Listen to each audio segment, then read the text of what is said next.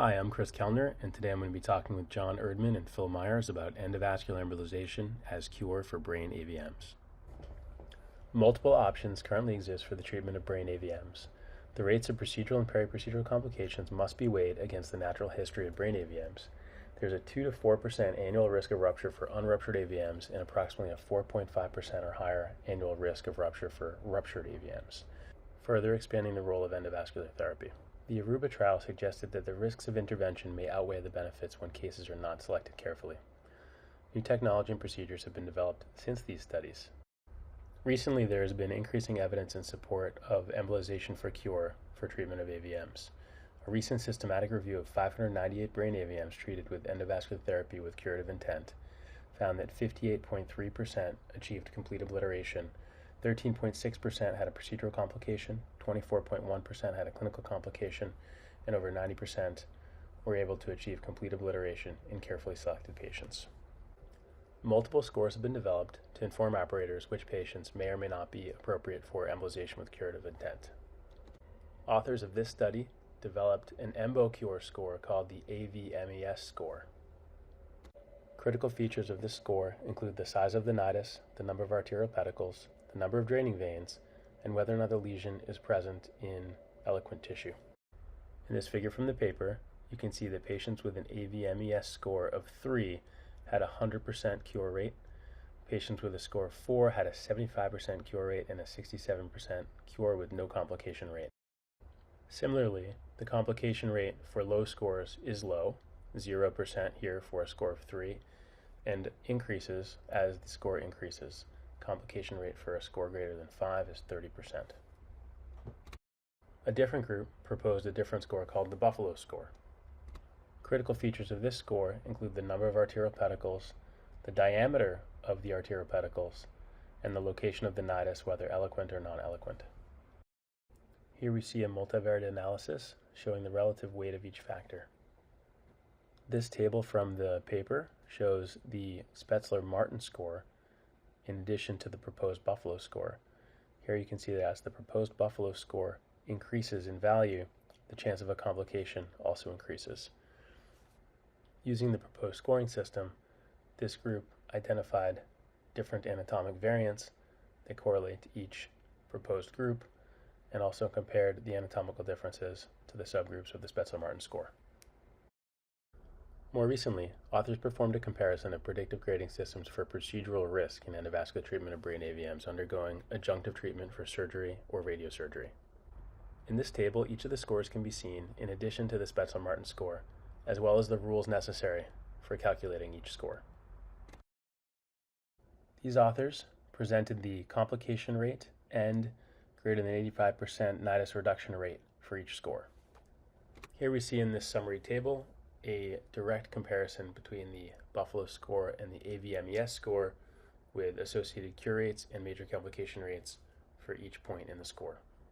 In the next part of the talk, we're going to discuss specific techniques to achieve embolization for cure, including transarterial embolization, multi-plug intranidal flow control technique, and transvenous pressure cooker technique.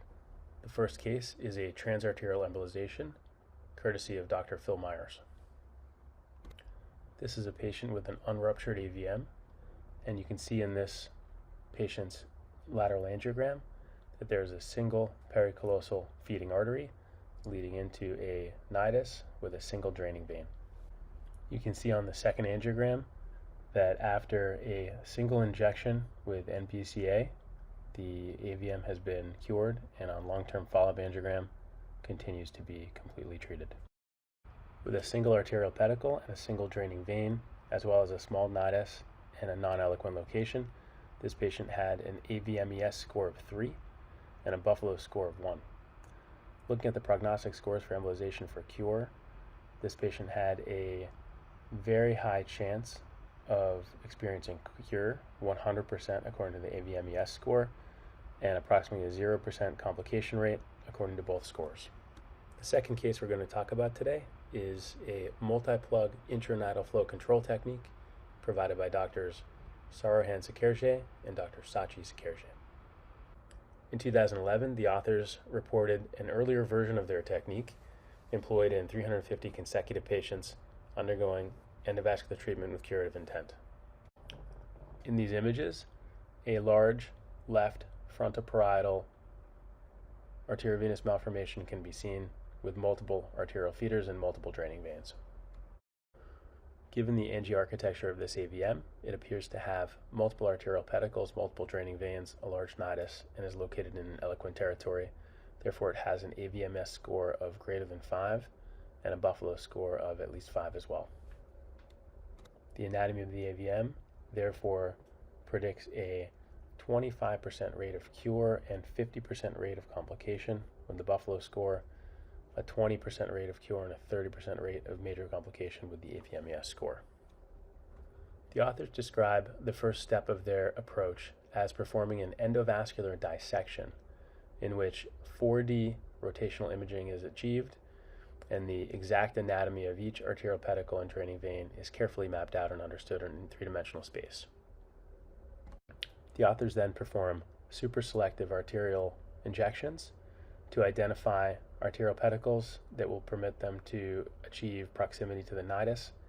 Then, in as many pedicles as possible, a microballoon is placed to perform flow arrest to decrease the flow through the nidus as much as possible when embolization is performed. The authors will then perform multiple intranidal onyx injections simultaneously, with the goal of filling up the nidus with onyx first, then the arterial feeders, and finally the draining vein. Immediate postoperative angiography in this case showed complete obliteration of the arteriovenous malformation. MRI performed after the procedure demonstrated edema in the area of the lesion, but no stroke or hemorrhage, and the patient remained neurologically intact.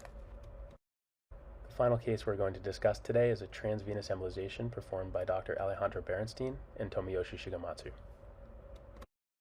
This is a case of a young patient who suffered a sudden spontaneous right thalamic hemorrhage treated with external ventricular drain and later found to be caused by an arteriovenous malformation. After recovering, she was brought back for diagnostic angiography and embolization.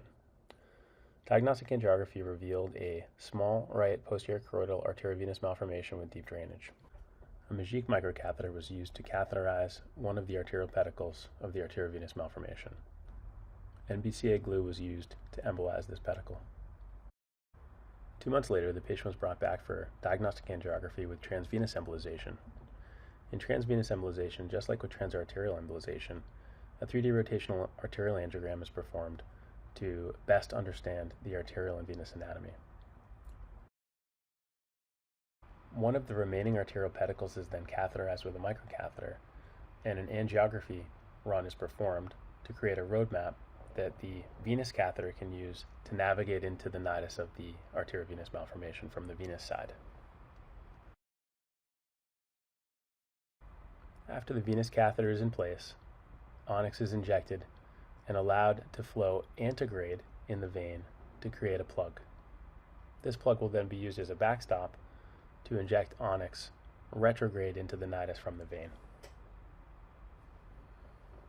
Now in this injection, the second onyx injection, onyx can be seen infusing into the nidus.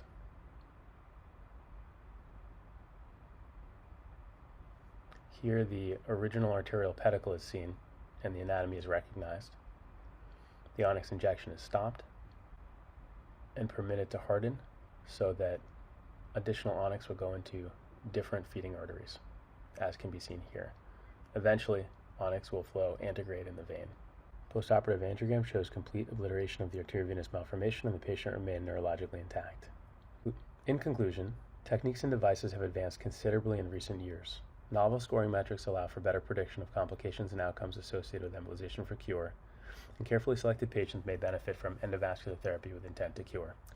The decision to attempt endovascular therapy with curative intent should be made after careful discussion with the entire care team. Multimodal management is likely to be most beneficial for most patients.